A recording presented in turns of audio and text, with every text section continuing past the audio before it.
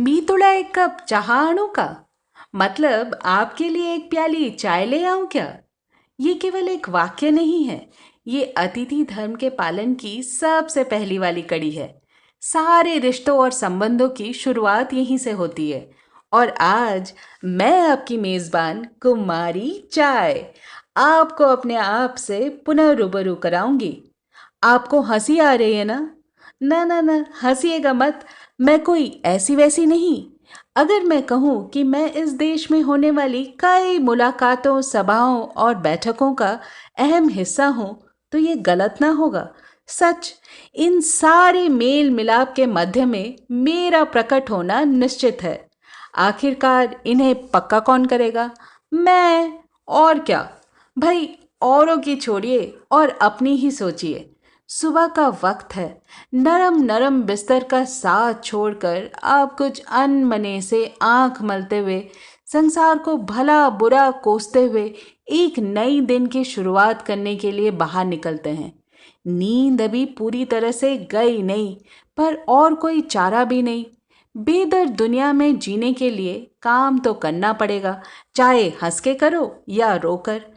और तब आपके हाथ में आती हूं मैं, एक प्यारी सी प्याली के अंदर आपको चुस्त दुरुस्त करने, कुमारी चाय, जिसकी चुस्कियां लेने के बाद आप दिन भर का जंग लड़ने रोज घर से निकलते हो, एक सजग सिपाही की तरह।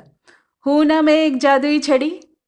हूं तो मैं एक स्त्री, पर अन्य महिलाओं की तरह मुझे तैयार होने में ज्यादा वक्त नहीं लगता है। भाई, एक प्याली पानी लो, उसे गर्म करो, दूध, पत्ती और चीनी डालो, फिर खौलाओ, और मैं तैयार, आपके सेवा में हाजिर। ये तो श्रीमान आपके मिजाज के ऊपर है कि आप मुझे किस किस श्रृंगार से अलंकृत करना चाहते हैं। अगर अच्छी महक वाली चाहिए तो इलायची, स्वास्थ्य के ऊपर आपका विशेष ध्यान है तो नींबू, अदरक या तुलसी, कुछ चटपटे स्वाद के शौकीन हैं तो गोल मिर्च, तेजपत्ता वगैरह वगैरह। पर साहब, हूं तो मैं एक चाय ही, एक नारी। ना ना ना ना, एक चाय कई रूप। फिर चाहे वो दार्जिलिंग की खुशबूदार चाय हो, या दक्षिण भारत की लाल रंग की चाय, या आसाम की काले रंग वाली चाय, कहीं हरियाली लिए हुए और कहीं लालिमा, कहीं काली तो कहीं पीली। रूप तो जैसा भी हो जनाब, पर मैं दावे के साथ कहती हूँ कि मेरे नाम मात्र से आप लोगों में हलचल पैदा हो जाती है। विश्वास नहीं हुआ ना? मुझे पता था। अजी साहब, याद कीजिए वो दिन जब आप थके हारे ट्रेन में बैठे हुए थे और बाहर आवाज आई, चाय, गरम गरम चाय, और आप एक खिंचे हुए धनुष से निकले बाण की तरह झट से खिड़की की तरफ बढ़ते हैं और चाय वाले को अपनी तरफ हाँक देते हैं। क्यों, बोलती बंद हो गई आपकी? एक राज की बात बताऊं? आप लोगों की तरह पहाड़ों में रहना मुझे अच्छा लगता है।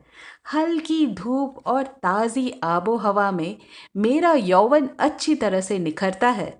लो कर लो बात। मैंने सब कुछ बता दिया, पर अपने जन्म के बारे में बताया ही नहीं। जानना चाहेंगे आप? ऐसा मानना है कि मेरे पौधे की कुछ लताएं चीन के एक गर्म पानी वाले चश्मे के ऊपर झूल रही थी। कुछ पत्तियां नीचे पानी में गिर गईं और एक थके हुए इंसान ने उस पानी को पिया, तरोताजगी महसूस की, और ऐसे ही मेरा आविष्कार हुआ।